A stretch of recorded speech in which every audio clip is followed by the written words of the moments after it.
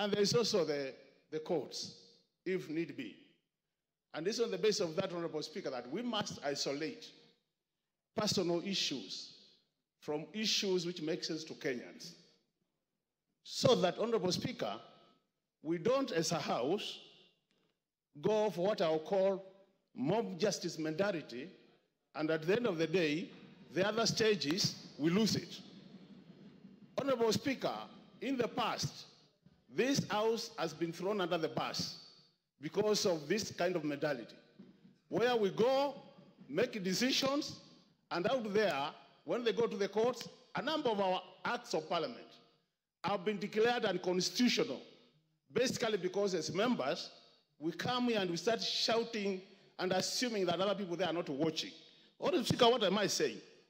I've listened to the grounds of this motion, this impeachment motion, and I've listened to my friend, Honorable Mutuse, making the presentation and trying to justify some of these grounds, Honorable Speaker.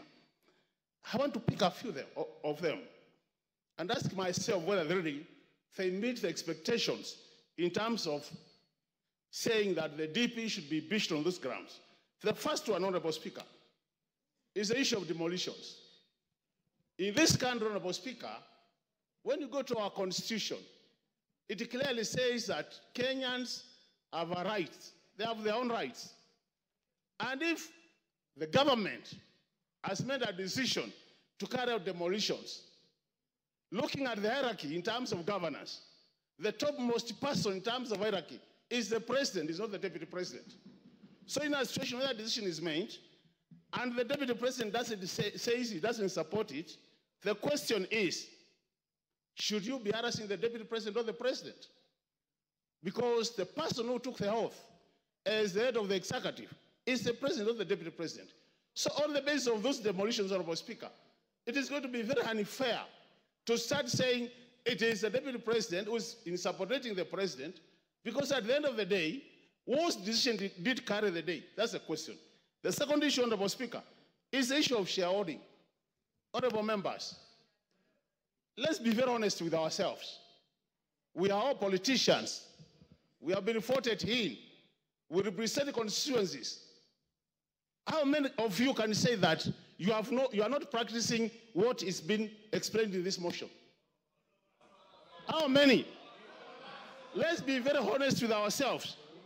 Let's be very honest with ourselves that most of you, majority of you, are doing exactly what is being said in this motion.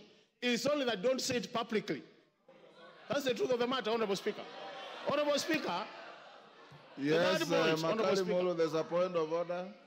Yeah, I have no problem, Honorable Speaker. Yeah. I hope I'll be saving my time. Mr. Speaker, on a point of order, my name is Steve Mogaka from West Mogrango.